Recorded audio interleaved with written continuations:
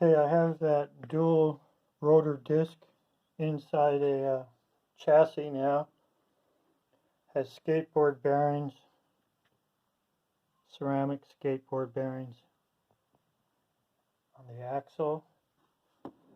And this is 5 coils on this wood plate between the 2 rotors. This is the lower plate. Then I can adjust the air gap here and on the other side.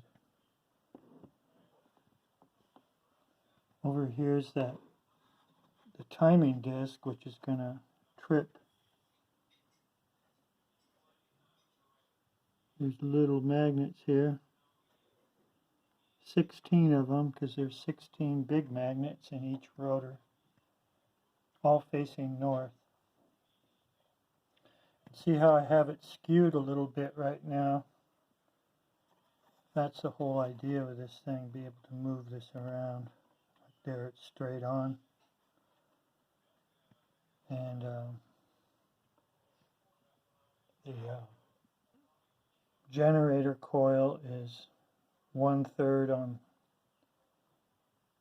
this side, and the actually that's the motor coil on this side, and the generator coil on this side.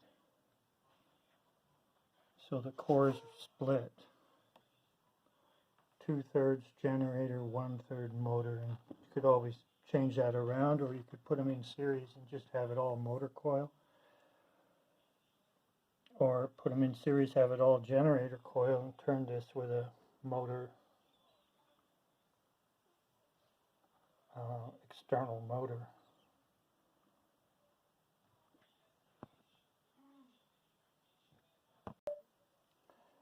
Here's the top plate that has only 3 coils, and there's 5 on this bottom plate. And I actually rewound these. They're a little bigger than the ones on the bottom plate as far as how much copper wires are on there. It has these little steel pegs coming down, and they fit into these holes in the bottom plate, and so it goes like this. Now there's 8 coils between 16 magnets on each side. And like I said, the motor coil is on this side, and the generator coil is on this side.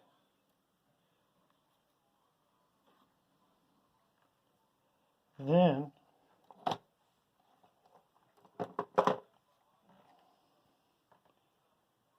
I take this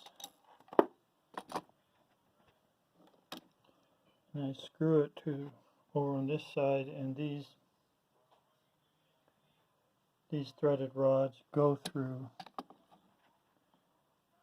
here and here,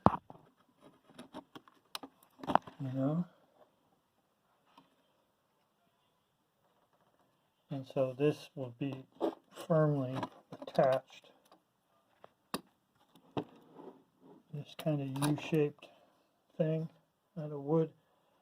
This is what supports the top plate and also adjusts the air gap with the top plate, is this plate. And this has a Hall effect right here.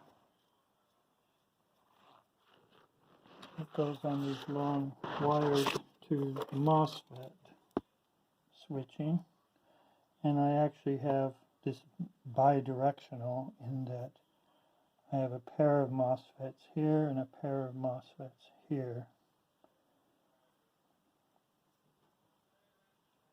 and the gate pins connect and the source pins connect, and the drain of A and the drain of B is where the switching is. This makes it so you can switch AC with MOSFETs that are normally DC. So anyway, so there's that, and if you're going to do any peak coil shorting, actual short circuiting the coils for a little blip to increase the voltage into a cap by quite a bit, you need to have switching that can switch AC, or you're only catching half of it. So that's where I'm at. I should be able to have this running in a few more hours. The air gap's about 1.5 to 2 millimeters between the core, the ferrite core inside here, and the rotor magnets. So there's the progress. Dual rotor motor. Take this off. One side's flush. The other side sticks out, and those are 25 millimeter long ferrite cores. And I used sewing machine bobbins, but I'm just using the kind of face of them to contain the coils on the core.